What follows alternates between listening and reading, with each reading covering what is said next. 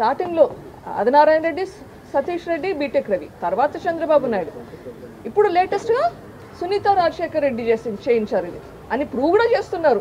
ఎంతకైనా దిగజారడమేనా? ఎట్లా నమ్మాలి? ఏది నిజం ఏది అబద్ధం ఎట్లా తెలుస్తుంది?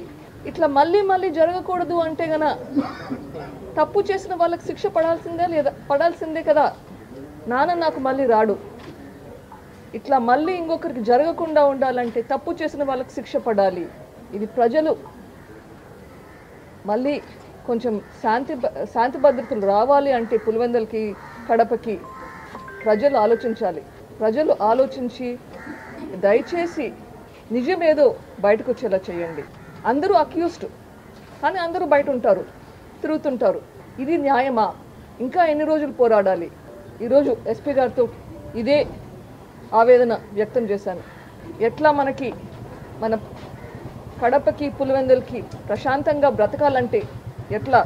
రేపు వైఎస్ వివేకానంద రెడ్డి గారి బర్త్డే జయంతి కని వస్తున్నాను. ఈరోజు ప్రొద్దున అమ్మ ఫోన్ చేసింది, నాకు భయపడుతుంది. పాప నువ్వు ఇక్కడ రావద్దు, ఇక్కడ గొడవలు జరుగుతున్నాయి, నీకేమన్నా అవుతుందేమో అని భయం వేస్తుంది. న్యాయం కోసం పోరాడేటప్పుడు భయపడాలనా? తప్పు చేస్తే భయపడాలనా? ఎట్లా ఉండాలి? మన సమాజం ఎట్లా ఉండాలి?